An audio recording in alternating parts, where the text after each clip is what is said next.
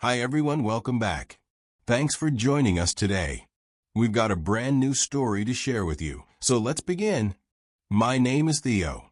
I'm a quiet man that just prefer my own company. I'm an author, and my work demands long hours of solitude, which suits me just fine. Writing is where I find peace, where the world makes sense. Social gatherings? Not really my thing. The noise, the small talk, the pretending to be interested in conversations I don't care about, it drains me. So, I skip them whenever I can.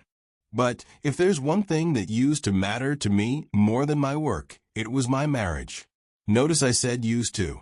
My wife, Lucy, and I have been married for a while, but if I'm being honest, we stopped being a real couple long ago.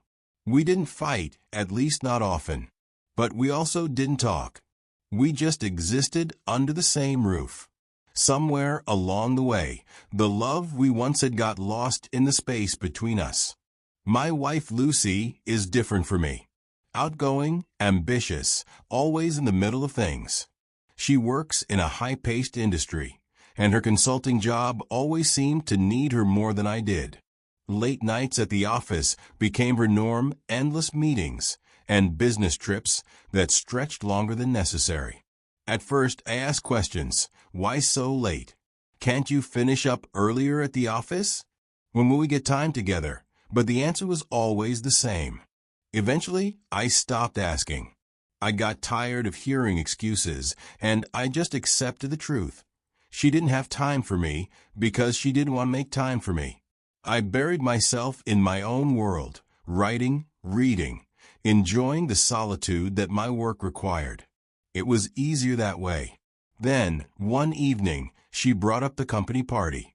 She didn't just invite me. She insisted I come.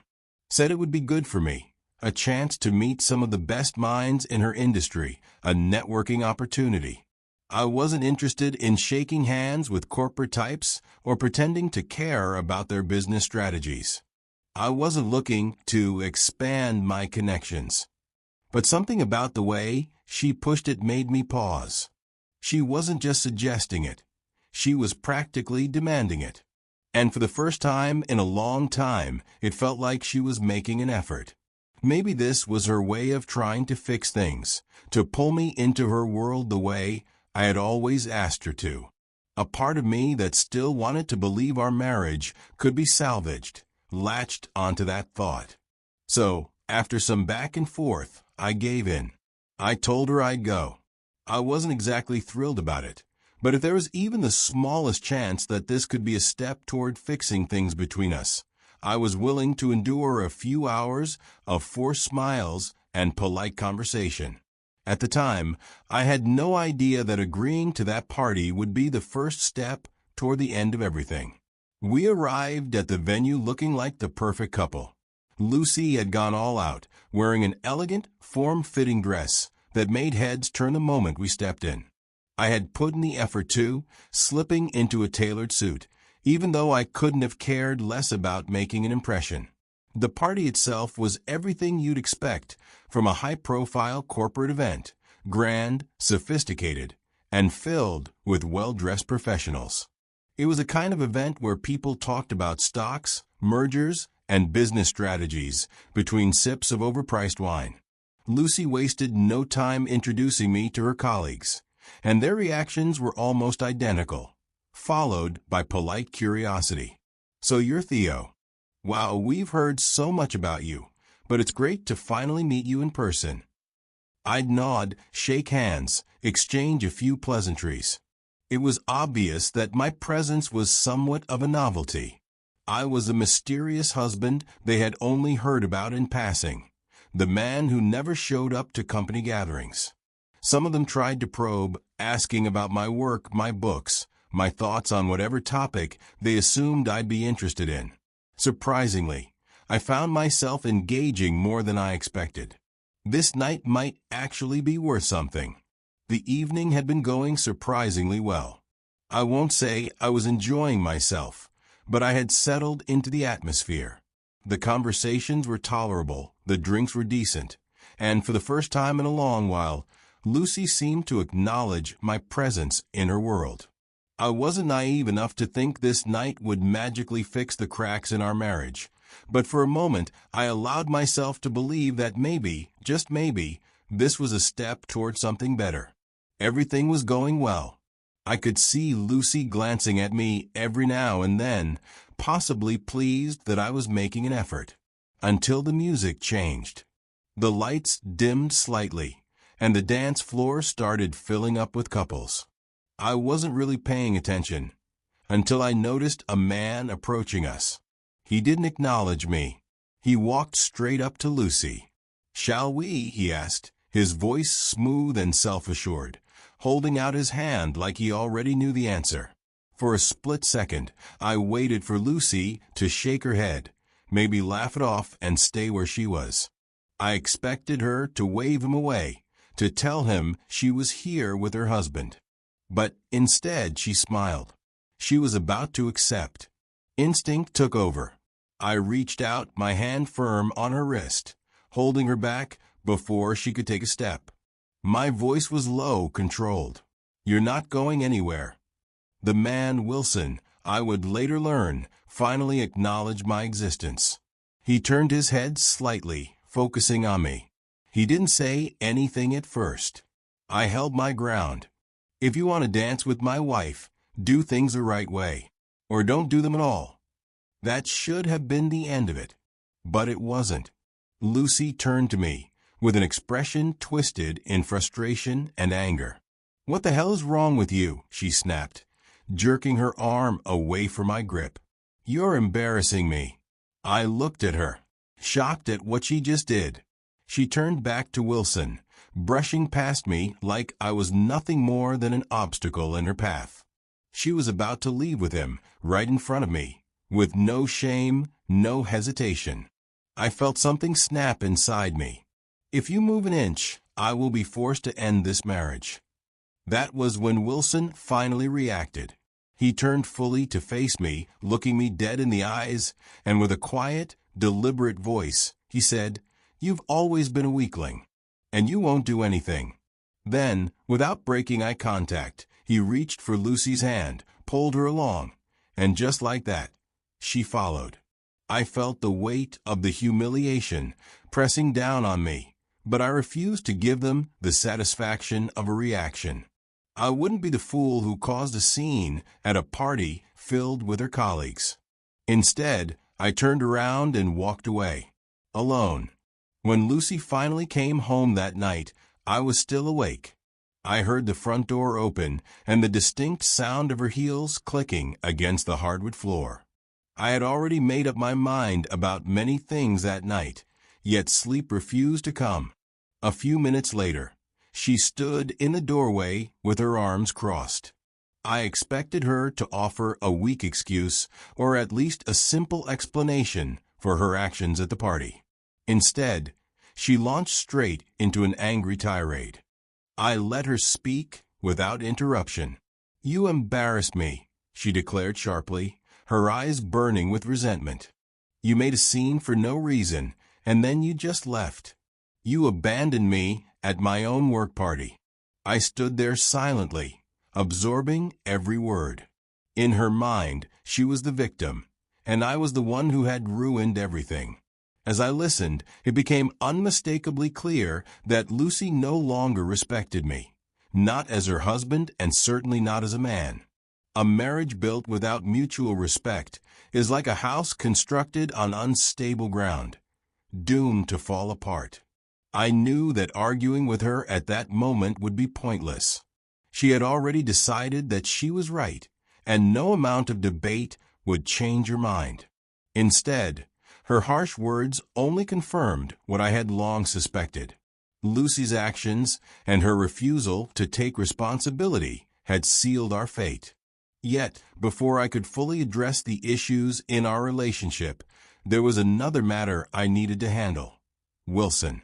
I was not the type of man who sought out conflict, but I also did not let serious boundary violations pass by unchallenged. Wilson had crossed a line when he approached Lucy so boldly at the party, clearly believing that I was too weak to do anything about it. His overconfidence was his first and most significant mistake. I resolved then that I would not allow anyone to disrespect me, and I would take the necessary steps to hold him accountable for his actions.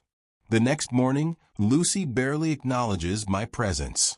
No greetings, no small talk, just a cold, empty silence. She moves around the house as if I don't exist, slamming drawers a little harder than usual, sighing dramatically, making it clear she's still punishing me for the party. I don't react. I've already checked out of whatever twisted game she's playing. My mind is on something else. By midday, I make my move. I hire a private investigator. My instructions are simple. I want everything on Wilson. Every dirty little secret, every skeleton in his closet. Where he lives, who he talks to, where he spends his nights. If there's something to be found, I want it in my hands. The investigator doesn't ask questions. He just nods and gets to work. Days pass, and Lucy continues her silent treatment, but I don't care. I barely notice. I'm waiting for results which came weeks later. Wilson is married. 2 kids. A wife who, from the photos, seems blissfully unaware of the filth she's married to. But that's not all. Wilson has a reputation. There are records, complaints from women at his workplace about inappropriate advances. Some settled quietly, some dismissed. A pattern of behavior buried under paperwork and corporate indifference. But the real dagger? The evidence of his affairs. Photo after photo, video after video, all documenting his extracurricular activities and his long history of inappropriate behavior at work. Different women, different locations, and among them my wife, Lucy. The photos and videos had timestamps. He met these ladies in various locations, hotels, lounges, and even a few late-night meetings in secluded parking lots. Seeing that my wife had some sort of affair with him broke my heart, but I don't let it consume me. I suspected it, but now I have proof. Wilson doesn't know it yet, but he's finished. The first strike had to be personal. His wife deserved to know who she was married to. I put together a package. A USB flash drive loaded with images and videos of Wilson in places a married man had no business being. He was careless, and I had the receipts to prove it. Alongside it, I added a handwritten note. You deserve better. It was delivered straight to her doorstep. I hired a delivery man to drop it off. I gave it a few days, letting the fire spread inside their home, letting her process the betrayal. Maybe she confronted him or packed her bags and left. There's no way to know, but I really don't care. That was their battle to fight. But I wasn't finished. Wilson needed to lose more than just his marriage. His job was next. I started sending emails to his company's HR department. Anonymous reports detailing his history of workplace harassment, his pattern of sleeping with coworkers, and how he used his position to manipulate women into silence. One email wouldn't be enough. No company acts on just one complaint. So, I made it look bigger. I created multiple email accounts, each with a different variation of the evidence, each sounding like a concerned employee tired of the toxic environment Wilson created. The pressure worked. The company had no choice but to investigate. The whispers turned into official meetings. Wilson was being watched, questioned, scrutinized. It took a month, but the verdict finally came. He was fired. And Lucy? She didn't escape untouched either. The company suspended her and other women involved in the office relationship. Maybe they were still deciding what to do with them, or they were warning them to rethink her choices. Either way, the damage was done. On the day Wilson is fired, Lucy walked through the door looking drained. I already knew why. Wilson had been fired, and she has been suspended. My inside contacts had fed me every detail. The emails, the investigation, the final decision. She hadn't mentioned a word to me about it, but I could see it in her face. I stayed seated, watching her from across the room. "Rough day?" I asked, keeping my voice calm. She scoffed, giving me a tired glance. "You have no idea." I leaned forward slightly. "I might have an idea. Wilson's gone, isn't he? And you are suspended." She stiffened for just a second, then forced a laugh. "Oh God, here we go again." She shook her head and walked toward the kitchen, pretending she hadn't just heard what I said. I didn't let her escape. "How long were you sleeping with him, Lucy?" That stopped her in her tracks. She turned around, laughing again, but this time there was a nervous edge to it. "Are you seriously still on this?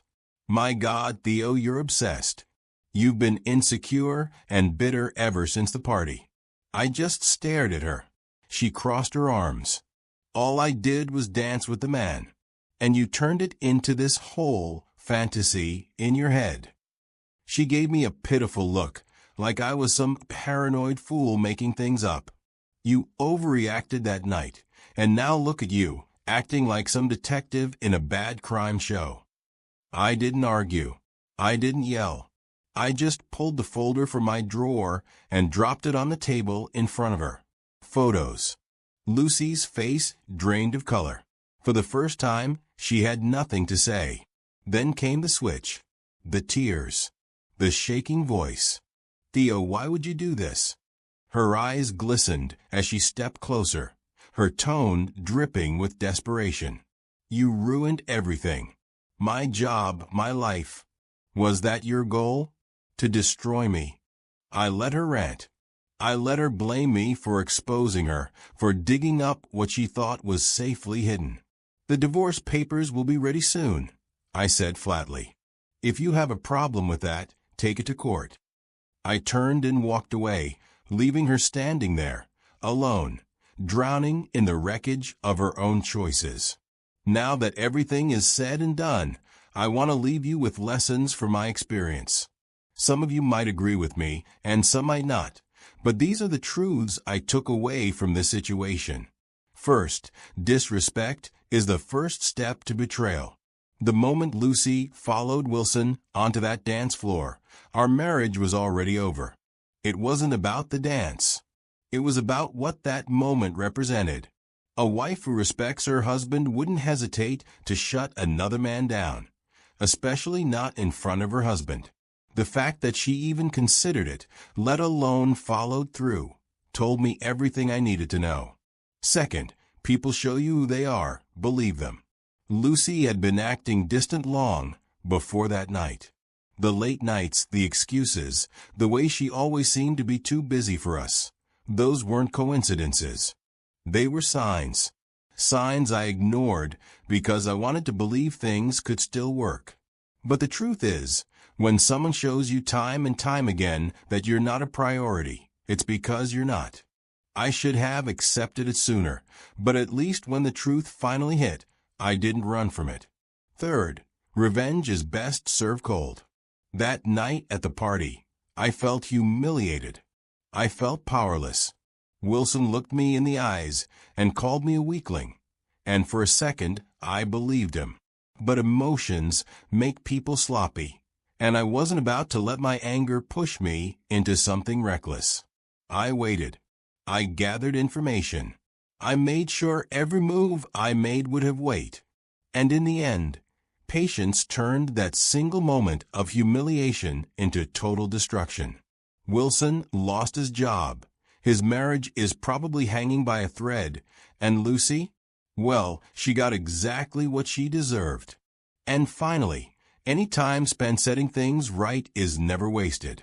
Some people might say I wasted too much energy on this, that I should have just walked away. Maybe they're right. But when you are openly disrespected, when someone makes it clear they have no regard for you, reclaiming your power isn't just necessary, it's the only choice. I refuse to be the man who let himself be walked over, and I don't regret a single second of it. Now, I'll leave it to you. What do you think? Was I right to act as I did, or should I have handled it differently? Let me know.